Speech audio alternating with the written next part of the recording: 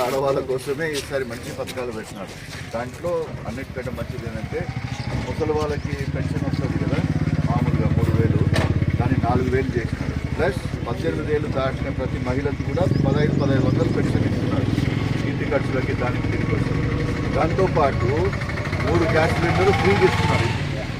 దాంతోపాటు ఆడవాళ్ళు ఎక్కడ ప్రయాణం చేసినా కానీ డబ్బులు ఇవ్వాల్సింది కదా, అప్పుడు ఈయన అవసరం లేదు. మీరు ఎక్కడ బస్సు ఎక్కినా కానీ ఉచిత ప్రయాణం బస్సు.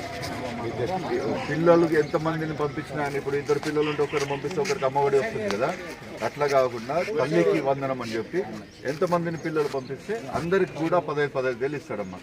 ఇంట్లో రైతు ఉంటే